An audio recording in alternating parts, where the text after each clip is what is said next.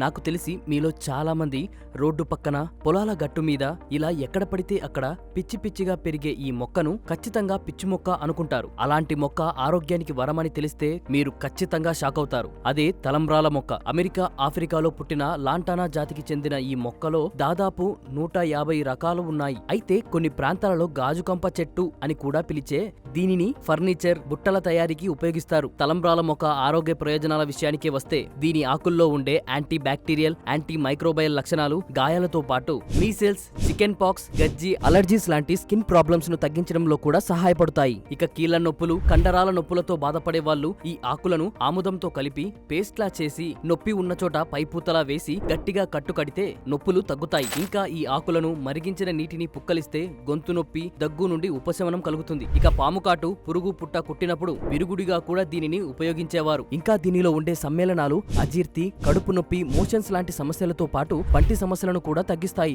అయితే ఈ ఆకులను ఎండబెట్టి పొగవేస్తే దోమలు, పురుగులు వంటివి చనిపోతాయి. దీనికి కారణం దీనిలో ఉండే క్రిమి సంహారక లక్షణాలే అని పరిశోధనలో తేలింది. కాబట్టి వీటిని ఆరోగ్యపరంగా ఉపయోగించే ముందు ఆయుర్వేద నిపుణుల సలహా తీసుకోవడం తప్పనిసరి. ఇలాంటి మూలికలు ఇంకా ఆయుర్వేదంలో ఎన్నో ఉన్నాయి. నేచర్ క్యూర్ ద్వారా వాటిని మీకు పరిచయం చేసే మా ప్రయత్నం ఎప్పుడూ కొనసాగుతూనే ఉంటుంది.